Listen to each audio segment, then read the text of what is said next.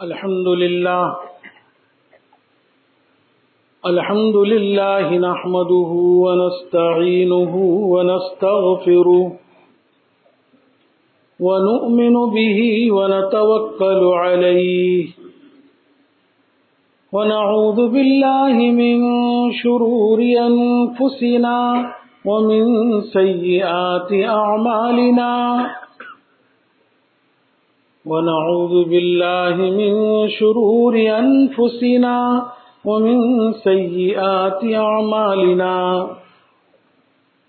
من يهده الله فلا مضل له ومن يضلله فلا هادي له ونشهد أن لا إله إلا الله وحده لا شريك له ونشهد أن سيدنا وحبيبنا ونبينا ومولانا محمدا عبده ورسوله صلى الله تعالى على خير خلقه محمد وعلى آله وأصحابه وبارك وسلم تسليما كثيرا كثيرا أما بعد فأعوذ بالله من الشيطان الرجيم بسم الله الرحمن الرحيم والذين لا يدعون مع الله إلها آخر صدق الله مولانا العظيم. رحمان کے بندوں کی 6 صفات کا تذکرہ ہو چکا ہے. آیت کے اس جز میں 7ویں صفت بتلائی جا رہی ہے کہ رحمان کے بندے وہ ہوتے ہیں جو اللہ تبارک و تعالیٰ کے ساتھ کسی کو عبادت میں شریک نہیں کرتے. قرآن پاک میں متعدد آیات میں توحید اور محض اللہ تبارک و تعالیٰ کی عبادت کا حکم آیا ہے اور شرک کو بڑا ظلم اور ناقابل معافی جرم قرار دیا گیا ہے. اور متعدد احادیث میں جہاں رسول اللہ صلی اللہ علیہ وسلم نے کبائر کا تذکرہ فرمایا تو ان میں بھی اکبر الکبائر وہ اللہ کے ساتھ شرک کرنے کو بتلایا ہے. ایک روایت میں 7 مہلکات آپ نے بتلائے، ان میں بھی سب سے پہلے شرک ہی کو بتلایا جو انسان کو ہلاک کرنے والا ہے. اللہ تبارک و تعالیٰ کا ارشاد ہے وَقَضَىٰ رَبُّكَ أَلَّا تَعْبُدُوا إِلَّا إِيَّاهُ. آپ کے رب نے فیصلہ کر دیا اس بات کا کہ تم نہ عبادت کرو مگر اسی کی عبادت کرو. اس کا فیصلہ اللہ نے کر دیا. اننی انا اللہ لا الہ الا انا فاعبدنی. کوئی معبود نہیں ہے مگر میں ہی، بس میری ہی تم عبادت کرو. قل انما انا بشر مثلکم یوحی الی انما الہکم الہ واحد. اے محمد صلی اللہ علیہ وسلم آپ فرما دیجئے کہ میری جانب یہ وحی کی جاتی ہے کہ اللہ ایک ہے، اس کے سوا کوئی معبود نہیں. تو اس طرح کی 50 آیتیں ہیں، بلکہ قرآن کریم کے جو بنیادی مضامین ہیں اور جو اصول دین کہلاتے ہیں وہ 3 ہیں: توحید، رسالت اور آخرت. مکی صورتوں میں تو تقریباً یہ مضامین مختلف انداز میں اللہ تبارک و تعالیٰ نے بیان فرمائے. کوئی صورت اس سے خالی نہیں جس میں توحید، رسالت اور آخرت کا تذکرہ نہ. حضرت لقمان رضی اللہ تعالیٰ عنہ سورہ لقمان مستقل صورت ہے. انہوں نے اپنے بیٹے کو نصیحت کی، یا بنی لا تشرک باللہ ان الشرک لظلم عظیم، اے میرے پیارے بیٹے شرک مت کر، شرک بہت بڑا ظلم ہے. تو بہرحال توحید کے بغیر انسان کو نجات نہیں مل سکتی، اور شرک ایسا باغیانہ جرم ہے کہ اس کی مغفرت ہی نہیں ہے. ان اللہ لا یغفر ان یشرک بہ ویغفر ما دون ذلک لمن یشاء. جو اللہ کے ساتھ شرک کرے گا اللہ اس کو معاف ہی نہیں کرے گا، کیونکہ یہ شرک جو ہے بغاوت ہے، اور بغاوت باغی کو معاف نہیں کیا جاتا ہے. کسی حکومت کے باغیوں کو سخت سے سخت سزا دی جاتی ہے، اور کوئی ان کی سفارش بھی کر نہیں سکتا ہے. حکومت اور گورنمنٹ کے سامنے سفارش کرنے کا منہ بھی کسی کو نہیں رہتا ہے، کیونکہ ہر ایک جانتا ہے کہ یہ باغی ہے، اور باغی کو معاف نہیں کیا جا سکتا ہے. تو بغاوت، یہ شرک جو ہے یہ بغاوت ہے. حضرت عائشہ صدیقہ رضی اللہ تعالی عنہا کی ایک روایت ہے، رسول اللہ صلی اللہ علیہ وسلم کا ارشاد ہے، الدواوین ثلاثۃ، تین دواوین، تین کچہریاں یا تین دفاتر ہوں گے میدان حشر میں. دیوان لا یغفر اللہ لہ، ایک کچہری ایسی ہوگی جس میں ان حضرات کے نام داخل ہوں گے جن کی مغفرت ہی نہیں. الاشراک باللہ، وہ اللہ کے ساتھ شرک کرنا ہے، لقولہ تعالی ان اللہ لا یغفر ان یشرک بہ. وہ دیوان لا یترکہ اللہ، ایک کچہری ایسی ہوگی جس میں ظالمین اور مظلومین کا حساب کتاب ہوگا. جن بندوں نے جن بندوں کا حق مارا ہوگا، ظلم کیا ہوگا، چاہے ظلم باللسان ہو زبان سے، چاہے ظلم بالید ہو، چاہے ظلم بالمال ہو، تو وہ مظلومین اللہ تعالیٰ کے دربار میں فریاد لے جائیں گے، اور ظالمین کو بلایا جائے گا. اللہ تبارک و تعالیٰ کسی کو چھوڑے گا نہیں، ظالم کو نہیں چھوڑے گا جب تک کہ مظلوم کو بدلہ نہ دلوایا جائے. اور مسلم شریف کی روایت میں ہے، حضرت خاتم الانبیاء والمرسلین صلی اللہ علیہ وسلم نے صحابہ سے پوچھا، بتلاؤ مفلس کون ہے؟ صحابہ نے عرض کیا کہ جس کے پاس درہم اور دینار نہ ہو وہ مفلس ہے. آپ نے فرمایا نہیں، ایک شخص دنیا سے اس حالت میں جائے گا کہ نماز، روزہ، صدقات، بہت ساری نیکیاں ساتھ لے جائے گا، لیکن بندوں کے حقوق ضائع کیے ہوں گے. اب ایک بندہ آئے گا، وہ اللہ سے مطالبہ کرے گا، اللہ اس نے میرا فلاں حق مارا تھا. اچھا وہاں درہم اور دینار تو ہے نہیں، اس لیے اس ظالم کی نیکیاں مظلوم کو دے دی جائے گی، اور بھی حق والے باقی رہیں گے، آتے رہیں گے، یہاں تک کہ اس کی نیکیاں ختم ہو جائے گی. اب دینے کے لیے کچھ رہے گا نہیں. پھر بھی مظلومین اپنا حق طلب کریں گے تو ان مظلومین کے گناہ اس کے سر پر ڈالے جائیں گے. لے کر گیا تھا بہت ساری نیکیاں، ڈھیر سی نیکیاں، لیکن بندوں کے حقوق ضائع کیے تھے. آپ فرماتے میری امت کا مفلس یہ ہے، یہاں سے لے کر گیا بہت لیکن وہاں خالی ہاتھ ہو گیا. اور فرماتے دیوان لا یعبأ بہ اللہ، ایک تیسری کچہری ہوگی جس میں ان لوگوں کا حساب کتاب ہوگا کہ اللہ کو پرواہ نہیں ہوگی. اللہ جس کو چاہے گا معاف کر دے گا، جس کو چاہے گا پکڑ کرے گا. اس میں اللہ کے حقوق کا حساب کتاب ہوگا. اللہ بڑے کریم ہے، اللہ بے نیاز ہے، بڑے سے بڑے مجرم کو معاف کر دے اس کو کوئی پوچھنے والا نہیں، کسی کی پکڑ کر لے تو بھی اس کو کوئی پوچھنے والا نہیں. تو بہرحال ایک کچہری تو وہی جس میں معافی کا کوئی سوال ہی پیدا نہیں ہوتا ہے. اور یہ جو توحید ہے، اللہ تبارک و تعالیٰ کو ایک ماننا، یہ توحید اور اللہ تعالیٰ کی عبادت اور فرض پرستش، یہ ایک فطری چیز ہے. پیدائشی طور پر انسان کی طبیعت میں اس کا جذبہ اللہ تبارک و تعالیٰ نے رکھا ہے توحید کا. دیکھیے ایک چھوٹا سا بچہ ہوتا ہے، ناسمجھ بچہ، اس کے ہاتھ میں کوئی کھلونا ہوتا ہے اور کوئی دوسرا بچہ چھیننا چاہتا ہے تو فوراً اپنے باپ کو، ماں کو، بھائی کو پکارے گا.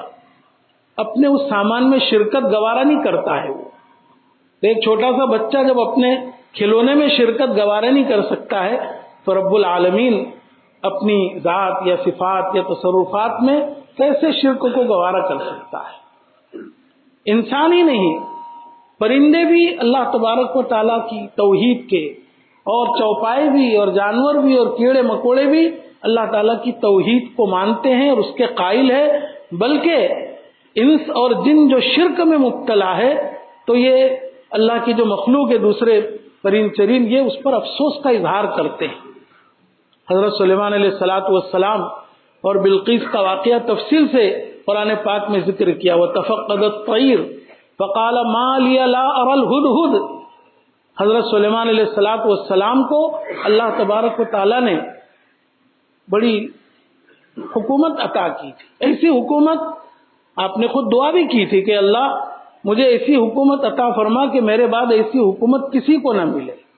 چنانچہ اللہ نے ایسی حکومت عطا فرما دی تھی، ہواؤں پر آپ کی حکومت چلتی تھی، جن آپ کے تابع تھے، چرند پرند آپ کے تابع تھے، اور اس کا واقعہ بھی لکھا ہے کہ حضرت سلیمان علیہ الصلاۃ والسلام کو یہ ہوا جو ان کی خدمت کے لیے مسخر کر دی گئی، اس کی وجہ یہ ہوئی کہ ایک مرتبہ تیز رفتار گھوڑوں کے معائنے کے لیے آپ نکلے، اور ان کا معائنہ کرتے کرتے عصر کی نماز قضا ہو گئی، تو بہت افسوس کا اظہار کیا، چونکہ وہ خود کے گھوڑے تھے، بیت المال کے نہیں تھے، اس لیے فرمایا کہ یہ گھوڑے ایسے جن کی وجہ سے میری نماز قضا ہو گئی، اس لیے سب کو ذبح کرنا شروع کر دیا۔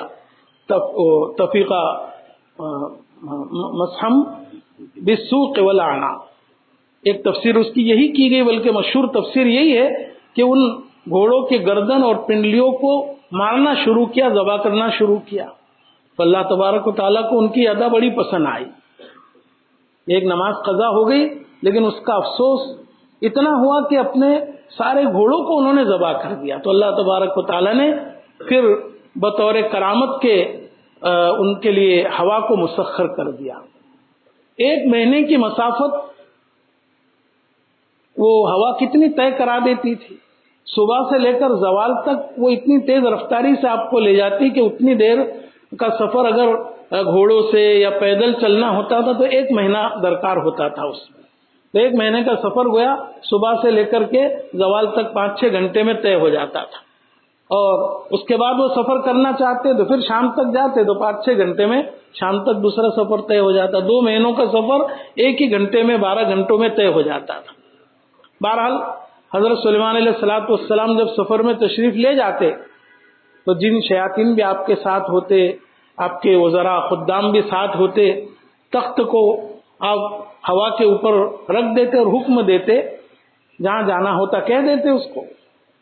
اب یہ ہوا دونوں طریقے سے چلتی تھی، تیز رفتاری سے آپ چاہتے تو تیز رفتاری سے بھی چلتی تھی، اور اگر سبک رفتاری سے چاہتے تھے، سلو چلانا چاہتے تو سلو بھی چلتی تھی، دونوں طریقے سے۔ ایک مرتبہ سفر کیا آپ نے، اور سفر کے دوران پانی کی بھی ضرورت پیش آتی تھی، وضو کے لیے، پینے کے لیے، تو ایک پرندہ تھا آپ کے پاس، ہدہد، جو انجینئر تھا، وہ جہاں بیٹھتا تھا چوچ مار کر کے بتلا دیتا تھا کہ یہاں پانی کتنی گہرائی میں ہے اور میٹھا ہے، نمکین ہے، سب بتلا دیتا تھا، اور پھر جن اور شیاطین تو ہوتے ہی تھے، آپ حکم دے تو بھی کھودنا شروع کرو تو آنن فانن کھود کر کے پانی نکالنا شروع کر دیتے تھے۔ ایک سفر میں ایسا ہی ہوا، تفقد الطیر، آپ نے ہدہد کو تلاش کیا، حاضری لی اس کی، تفقد الطیر فقال ما لیا لا ارى الهدهد، تو فرمایا کیا ہو گیا مجھ کو کہ میں ہدہد کو نہیں پا رہا ہوں۔ غیر حاضر تھا وہ، لیکن حضرات انبیاء علیہ السلام کے ہر کلام، ہر جملے اور ہر کلمے میں ادب ہوتا ہے۔ ہمارا مزاج تو ہے کہ اگر کوئی طالب علم غیر حاضر ہو تو غلطی کی نسبت اسی کی طرف کرتے ہیں، بھاگ گیا ہوگا، کچھ کام سے چلا ہو گیا ہوگا، فلاں ہو گیا ہوگا۔ حضرت فرماتے مولا حضرت سلیمان علیہ الصلاۃ والسلام ما لیا لا ارى الهدهد، کیا ہو گیا کہ میں اس کو نہیں دیکھ پا رہا ہوں، یعنی پہلے نسبت کی اپنی طرف کہ ہو سکتا یہ چھوٹا سا پرندہ کہیں چھپا ہو، میری نگاہوں سے چھپا ہوا، اس لیے میں نہیں دیکھ رہا ہوں۔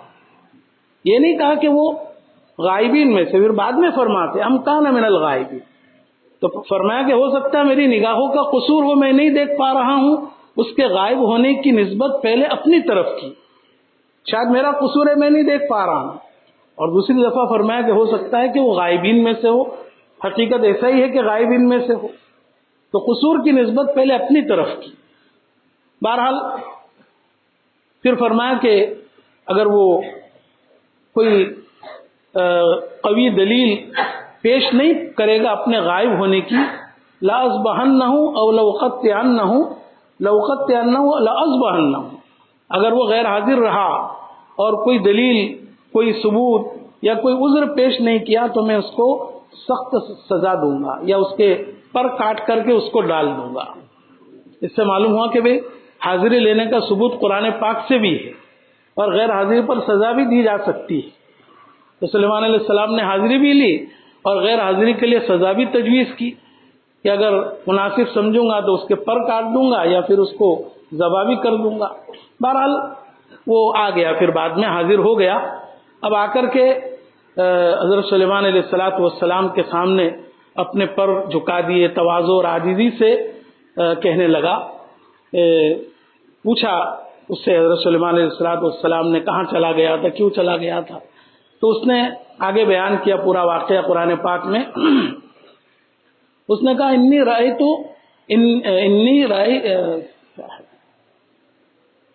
وجدتم رأتن، میں نے ایک عورت کو دیکھا اور اس کی قوم کو دیکھا کہ وہ سورج کی پرستش کر رہی ہے۔ یہ پرندہ دیکھو توحید کا کیسا علم اس کو، توحید کا کتنا قائل ہے کہ انسانوں کی سورج پرستی پر وہ تعجب اور افسوس کا اظہار کر رہا ہے۔ انی وجدتم راتن تملکہم، میں نے ایک عورت کو پایا کہ جو حکومت کر رہی ہے لوگوں پر اور وہ اور اس کی قوم سورج کی پرستش کرتی ہے۔ عرض کرنے کا منشا ہے کہ توحید یہ تو ایک فطری چیز ہے اور چرین پرین اور چوپائے یہ سب بھی اللہ کی توحید کے قائل ہیں، مگر انس اور جن ہی ایسے ہیں کہ جن میں سے بعض شرک کرتے ہیں۔ حضرت امام اعظم ابو حنیفہ رحمۃ اللہ علیہ کا واقعہ ملا علی قاری رحمۃ اللہ علیہ نے شرح فقہ اکبر میں لکھا ہے۔ انہوں نے تو بہت مختصر اس کو لکھا ہے، لیکن بعض حضرات نے اس کو طویل بیان کیا ہے۔ ایک دہریہ تھا، دہریہ وہ جو اللہ کے وجود کے قائل نہ ہو، وہ اللہ کے وجود کو ہی نہیں مانتے، تو ایک دہریہ تھا جو اللہ کے وجود کا قائل نہیں تھا۔ اس نے امام اعظم ابو حنیفہ رحمۃ اللہ علیہ سے مناظرہ کرنا چاہا۔ وقت طے ہوا کہ بھی فلاں دن فلاں وقت پر آپ آ جائیں۔ اس کے ساتھی بھی سب وہاں جمع تھے اور مسلمانوں کا بڑا مجمع بھی تھا۔ جو وقت طے کیا تھا اس وقت پر امام اعظم ابو حنیفہ رحمۃ اللہ علیہ نہیں پہنچے۔ بہت دیر انتظار ہوتا رہا تو اس دہریے نے کہنا شروع کیا کہ دیکھو تمہارے امام تو یہیں سے شکست کھا گئے، ان کے پاس اللہ کے وجود کے سلسلے میں کوئی دلیل نہیں ہے۔ مسلمان بھی بیچارے پریشان ہیں۔ تھوڑی ہی دیر کے بعد امام اعظم ابو حنیفہ رحمۃ اللہ علیہ تشریف لائے۔ اس نے پہلے ہی سوال کیا کہ آپ نے وعدہ خلافی کی، وقت متعین پر نہیں آئے۔ تو امام ابو حنیفہ رحمۃ اللہ علیہ نے فرمایا کہ بھئی میں وقت پر آ جاتا، لیکن ایک عجیب منظر اپنی نگاہوں سے میں نے دیکھا، اس کے دیکھنے میں مجھے بڑی تاخیر ہو گئی۔ وہ یہ کہ میں نے دیکھا کہ ایک درخت خود بخود کٹ گیا اور اس کے تختے سب جدا جدا ہو گئے۔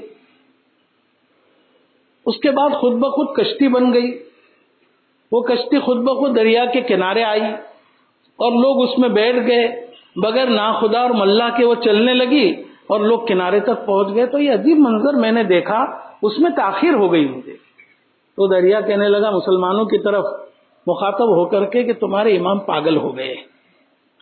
کہیں ایسا ہوتا ہے دنیا میں کہ کوئی درخت خود بخود کٹ جائے، اس کے تختے جدا جدا ہو جائے، کشتی بھی خود بن جائے بغیر بنانے والے کے اور چلنا شروع کر دے چلانے والے کے؟ ایسا کہیں ہو سکتا ہے؟ امام اعظم ابو حنیفہ رحمۃ اللہ علیہ نے فرمایا کہ سب سے بڑا پاگل تو ہے۔ جب دنیا میں ایک کشتی کسی بنانے والے کے بغیر بن نہیں سکتی ہے، کسی کاٹنے والے کے بغیر درخت کٹ نہیں سکتا ہے، تختے کاٹے کسی کاٹنے والے کے بغیر کٹ نہیں سکتے ہیں، اور کشتی ایک ملاح اور ناخدا کے بغیر چل نہیں سکتے، تو کائنات کا اتنا پورا نظام، آسمان، زمین، چاند، سورج، دریا، پہاڑ، یہ سارا نظام بغیر چلانے والے کے کیسے چل سکتا ہے؟ وہاں سے وہ ایسا بھاگا کہ پھر پیچھے پلٹ کر دیکھا ہی نہیں اس نے۔ بہرحال توحید یہ انسان کی ایک فطری چیز ہے، اور قرآن پاک میں اللہ نے جو ایسے ٹھوس دلائل دیے ہیں کہ واقعتاً انسان اگر صدق دل سے، ٹھنڈے دل سے اور تعصب کا چشمہ نکال کر کے اس پر غور کرے تو انسان توحید کا قائل ہو جائے گا۔ بڑے بڑے لوگ اسی قرآن پاک کی آیات توحید کو سن سن کر وہ مسلمان ہو گئے، ایمان کے اندر داخل ہو گئے۔ ایک دیہاتی تھا، اعرابی، اس سے کسی شخص نے پوچھا کہ بھئی اللہ تبارک و تعالیٰ کو تم نے کیسے پہچانا؟ دیہات کا رہنے والا تھا، لیکن ایمان اور توحید اس کے دل میں کیسی پیوست تھی، اس کا اندازہ اس کے الفاظ سے ہو سکتا ہے۔ اس نے کہا البعرۃ تدل علی البعیر وآثار القدم تدل علی المسیر فالسماء ذات ابراج والارض ذات فجاج والبحار ذات امواج کیف لا تدل علی اللطیف الخبیر۔ البعرۃ تدل علی البعیر، عرب لوگوں کے یہاں اونٹ زیادہ ہوتے تھے، بکریاں بھی ہوتی تھی، تو وہ کہتا ہے کہ بھئی ایک اونٹ اگر راستے سے گزر جاتا ہے، کسی نے دیکھا نہیں کہ یہاں سے اونٹ گزرا ہے، یا بکری گزری ہے کسی نے دیکھا نہیں، لیکن اس کی مینگنیاں ہوتی ہیں، اونٹ کی لید ہوتی ہے، بکریوں کی مینگنی ہوتی ہے، تو دیکھنے والا اس بات کا یقین کرتا ہے کہ یہاں سے بکری گزری ہے، یہاں سے اونٹ گزرا ہے، ضرور اس کا یقین ہوتا ہے۔ اور چلنے والے کے نشانات قدم بھی پہچانے جاتے ہیں، اور اندازہ لگا لیتا ہے آدمی کہ یہاں سے کوئی انسان گزرا ہے، بغیر جوتے چپل کے یا جوتے چپل کے ساتھ بھی کوئی آدمی غبار آلود جگہ پر سے گزرتا ہے تو نشانات قدم پڑ جاتے ہیں، اور وہ یقین کر لیتا ہے کہ کوئی ضرور یہاں سے گزرا ہے۔ وہ ایک گاؤں تھا، اس میں سبھی بیوقوف رہتے تھے، ایک تھوڑا سا کچھ سوجھ بوجھ والا تھا، تو اس کو وہ بڑا اپنا امیر مانتے تھے اور عقل مند سمجھتے تھے۔ ایک رات ایسا ہوا کہ ہاتھی وہاں سے گزرا۔ اب ہاتھی کے تو بڑے بڑے پیر ہوتے ہیں، تو بڑے بڑے نشانات زمین پر ثابت ہو گئے۔ صبح میں جب لوگ اٹھے تو دیکھا بھی یہ بڑے بڑے نشانات کاہے کے ہیں، چلو کہ امیر صاحب کے پاس جاتے ہیں۔ امیر صاحب کے پاس گئے، کہا دیکھی نا یہ نشانات کاہے کے ہیں؟ دیکھ باہر نکلا تو وہ بیچارے امیر صاحب پہلے سر پر ہاتھ رکھ کر کے رونے لگے۔ کیوں روتے ہو حضرت؟ کہا اس لیے روتا ہوں کہ میں مر جاؤں گا تو یہ باتیں بتلائے گا کون تم کو؟ اس کے بعد اس نے کہا تم کو معلوم نہیں ایک ہرن یہاں سے گزر رہی تھی، ایک چکی کے پاٹ کا جو سوراخ ہوتا ہے نا اوپر کا، اس سوراخ میں اس کا پیر آ گیا، اور پھر وہ پاٹ کو لے کر کے بھاگتی رہی تو یہ اس کے پیر ہے۔ حضرت شیخ الحدیث مولانا محمد زکریا صاحب رحمۃ اللہ علیہ حدیث کے سبق میں اپنی کوئی رائے پیش فرماتے تھے دیگر شارحین کے مقابلے میں، تو حضرت تواضعاً فرماتے تھے چکی کا پاٹ یہاں یہ ہے، حالانکہ حضرت کی بات میں بڑا وزن ہوتا تھا۔ بہرحال تو عرض کرنے کا منشا ہے کہ نشانات قدم پہچانے جاتے ہیں، تو دیہاتی کہتا ہے وہ آثار القدم وہ بھی پہچانے جاتے ہیں۔ فالسماء ذات ابراج، تو یہ بڑی بڑی برجوں والا آسمان، والارض ذات فجاج، اور مختلف گلیوں والی زمین، والبحار ذات امواج، اور موجیں مارتے ہوئے سمندر، کیف لا تدل علی اللطیف الخبیر، لطیف اور خبیر ذات پر کیسے دلالت نہ کرے۔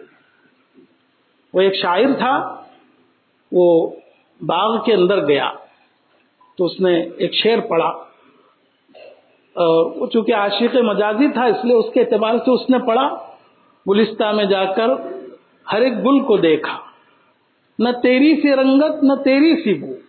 میں باغ میں گیا تو اپنے محبوب کے بارے میں وہ کہتا ہے ہر گل کو ہر پھول کو دیکھ رہا ہوں، لیکن نہ تیری سی رنگت نہ تیری سی بو۔ ایک اللہ والے نے فرمایا کہ یہ سچا عاشق نہیں تھا، سچا عاشق ہوتا تو وہ اس طرح پڑھتا گلستان میں جا کر ہر ایک گل کو دیکھا، تیری ہی سی رنگت تیری ہی سی بو۔ اللہ تبارک و تعالیٰ کی وحدانیت ہر پھول سے، پتے سے، کانٹے سے، ہر چیز سے وہ اللہ کی وحدانیت کا سبق ہمیں ملتا ہے۔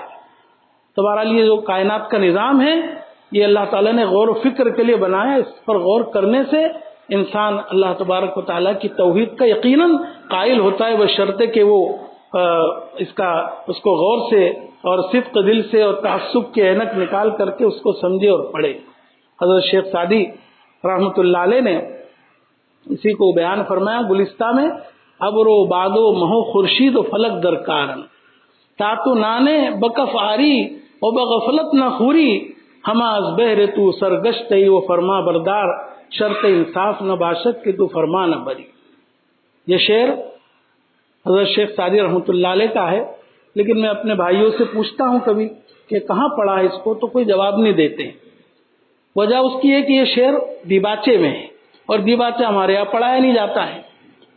ہمارے حضرت فقیہ الامت رحمۃ اللہ علیہ تشریف لائے، شاید میرا پہلا یا دوسرا پڑھانے کا سال تھا، دفتر میں تشریف لائے تو مجھ سے پوچھا کہ کیا پڑھاتے ہو؟ اس وقت چند کتابیں ابتدائی تھی، ان میں گلستہ بھی تھی، تو میں نے حضرت سے کہا حضرت گلستہ بھی پڑھاتا ہوں اور فلاں فلاں کتاب پڑھاتا ہوں، دیباچہ پڑھاتے ہو یا نہیں؟ حضرت نہیں پڑھاتا ہوں۔ کیوں نہیں؟ کہ یہاں داخل نصاب نہیں ہے اس لیے نہیں پڑھاتا ہوں۔ کہ آپ پڑھاؤ، داخل نصاب ہو یا نہ ہو، خود پڑھانا چاہیے۔ حضرت کے کہنے پر دوسرے سال میں نے شروع کیا، اور جمعرات کو دور ہوتا تھا تو ہمارے ان بھائیوں کو برداشت نہیں ہوا، تو انہوں نے محتمم صاحب سے درخواست کی کہ ہم اس کو نہ پڑھیں۔ پہلے تو 8 دن آئے ہی نہیں اس گھنٹے میں وہ، اور محتمم صاحب نے ان کی درخواست قبول کر لی۔ بہرحال پھر اس کے بعد میں نے نہیں پڑھایا، چونکہ اب روک دیا گیا تو پھر پڑھانا بھی مشکل ہے۔ لیکن ایک عجیب بات حضرت کے سامنے کہنا بھی گستاخی ہے، لیکن وہ جو جماعت تھی دورے میں جب وہ گئی تو اس میں ایک طالب علم تھا دھرمپور کا، اس نے کہا کہ وہ جتنی فارسی دوم میں گلستہ پر اعتراض کرنے والے تھے مقدمے والے، ان میں سے ایک بھی دورے تک نہیں پہنچا۔ میں اکیلا تھا اور میں اس میں شریک نہیں تھا، میں اس اسٹرائک میں شریک نہیں تھا۔ 8 دن کا وہ اسٹرائک تو کیا ایسے ہی بچے نہیں آتے تھے، تو اس نے کہا کہ میں اس لیے آج دورے تک پہنچا کہ میں اس میں شریک نہیں تھا۔ بہرحال مجھے تو ایسا کچھ خیال بھی نہیں تھا، اس نے مجھے یاد دلایا۔ تو یہ حضرت شیخ سعدی فرماتے ابر و باد و مہو خورشید و فلک در کارن تاتو نانے بکفاری و بغفلت نہ خوری۔ ابر یعنی بادل، باد یعنی ہوا، چاند اور سورج، یہ ساری کے ساری ہما از بہر تو سرگر ابر و باد و مہو خورشید و فلک در کارن، یہ سب یہ کام اور خدمت میں لگے ہوئے۔ تاتو نانے بکف آری و بغفلت نہ خوری، اللہ نے آسمان، بارش، چاند، سورج، زمین سب کو کام میں لگا دیا تاکہ انسان ایک لقمہ کھائے، پیٹ میں جائے تو وہ غور کرے کہ اس کے پیچھے اللہ کی کتنی بڑی بڑی مخلوق لگی ہوئی، اور غفلت سے نہ کھائے۔ اس لیے ایمان والا دعا پڑھتا ہے بسم اللہ، اللہ کے نام سے کھا رہا، اسی نے پہنچایا، اسی نے یہ لقمہ مجھ تک پہنچایا۔ اور فرماتے شرط انصاف نہ باشد کہ تو فرما نہ بری، ہما از بہر تو سرگشت ہی وہ فرما بردار، یہ ساری مخلوق تیرے خدمت میں لگی ہوئی ہے، حیران سرگردان ہے، اور اے ظالم انصاف کی شرط کے خلاف ہے کہ تو اللہ سے غافل بنا ہوا ہے، اللہ کو بھولا ہوا ہے، اپنے ہاتھ کی بنائی ہوئی جو مورتیاں ہیں ان کی تو پوجا کرتا ہے۔ اللہ کریم ہے کہ کتنا۔ بہرحال یہ شعر وہ دیباچے کے اندر ہے، تو اب یہ فارسی کے اشعار بھی کبھی پڑھے جاتے ہیں تو ہمارے سب پڑھنے والے بھائی تعجب سے دیکھتے، تو میں کہتا ہوں کہ جن اور جادو اتارنے کا منتر ہے، اس لیے کسی شہر زدہ پر یا کسی آصف زدہ پر پڑھے تو اتر جائے گا، کیونکہ وہ فارسی سے بالکل اب کوئی مناسبت نہیں رہی۔ اللہ تعالیٰ عمل کی توفیق۔